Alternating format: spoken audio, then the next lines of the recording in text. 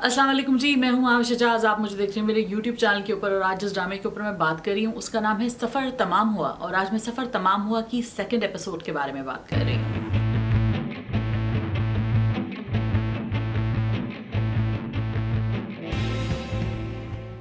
सफर तमाम हुआ लिखा है राहत जबीन ने, इसको डायरेक्ट किया है शहरजादे शेख ने। इसमें स्टार कर रहे हैं सैयद जिब्रान, मदीहा इमाम और अली रहमान खान। सैफी हसन प्ले कर रहे हैं एक तबला नवाज, और ये एक ऐसे तबला नवाज हैं जिनकी बेटियां हैं दो, रिजा और Anushe.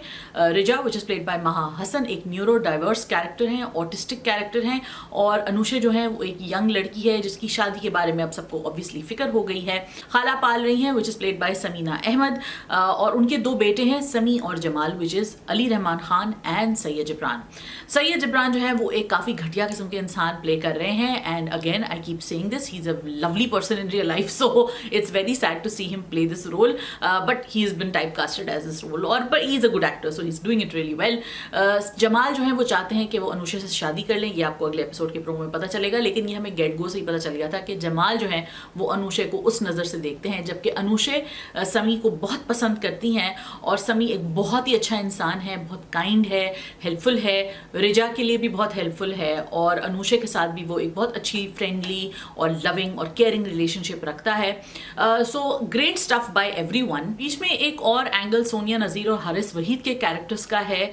Haris Waheed is doing a really cool job and so is Sonia Nazir. इनकी बड़ी स्वीट सी इनोसेंट सी केमिस्ट्री है, and the similar kind of chemistry, this really fun and casual yet loving sort of a relationship is there between Anushe and Sami as well. So Ali Rahman Khan and Madiha Imam make a really good pair, as do Sonia Nazeer and Haris Waheed.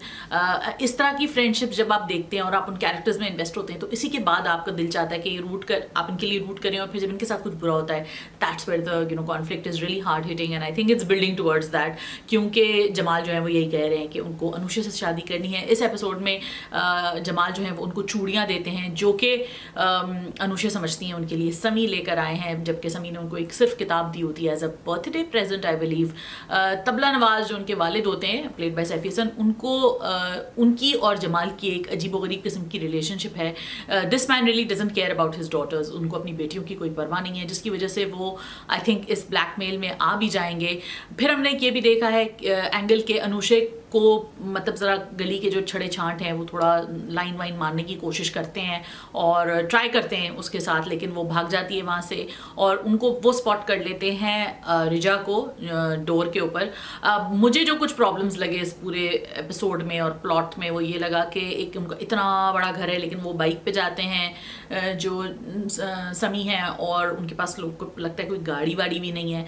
और दूसरी चीज़ ये भी मुझे लगी problematic कि उनके पास उनके घर में एक ऐसी बच्ची है जिसको हेल्प की ज़रूरत है, जिसको कांस्टेंट मॉनिटरिंग की ज़रूरत है, क्योंकि एक ऐसा सीन होता है जिसमें वो बैठी सिगरेट पी रही होती है।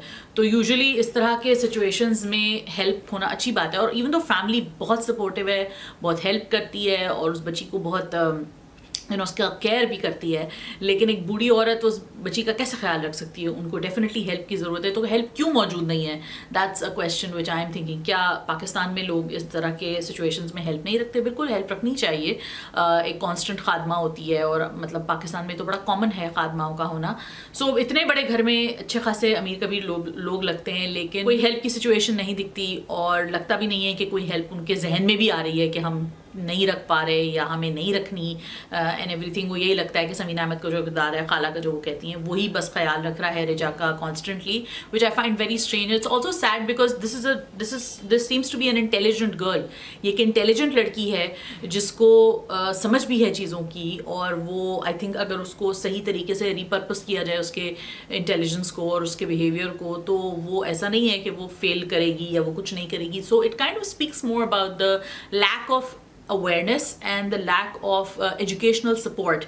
पढ़े लिखे लोग लगते हैं, तो अब पता नहीं किस ज़माने की कहानी दिखा रहे हैं, क्योंकि अब तो स्कूल्स वगैरह भी ऐसे हैं जिसमें इस तरह के सपोर्ट्स मौजूद हैं। पाकिस्तान में ऐसे स्कूल्स मौजूद हैं जिसमें इस तरह का सपोर्ट मौजूद है। So I find it really weird कि ये इन चीज़ों को एड्रेस नहीं किया गया है, आगे जाके शायद करें, क्या है मतलब इस तरह के बच्चे जो हैं वो उनको तो अब इस तरह के ट्यूटरिंग है, दुनिया में थेरेपीज़ मौजूद हैं, speech therapy, language therapy, applied behavioural analysis हैं। तो इसके ऊपर मैं अलग से, अगर आप चाहें, अगर आप मुझे कमेंट्स में बताएं कि किस तरह की थेरेपीज़ मौजूद हैं, तो मैं ज़रूर उसके ऊपर अलग से वीडियो भी बना लूँगी। But let me know if you guys know about this stuff, and Pakistan में स्पेशली मेरे ऑडियंसेस मुझे ज़रूर बताएं कि क्या आपको लगता है कि ऐसी चीज़ों के लिए हेल्प मौजूद नहीं है और इस बच्चे को क्यों नहीं दी जा रही।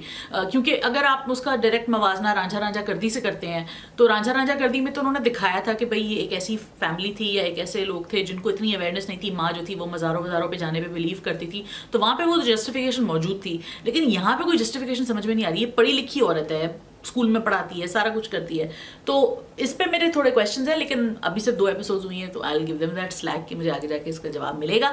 Let me know what you guys thought, आपके दिमाग में क्या सवाल आए। रिव्यू पे रिव्यू तो आप लोग मुझे देंगे ही, कमेंट्स में हैं। तो thank you so much for watching, अपना ख्याल रखिए और लाइक कीजिए, कमेंट कीजिए, सब्सक्राइब कीजिए। खुदा हाफिज़।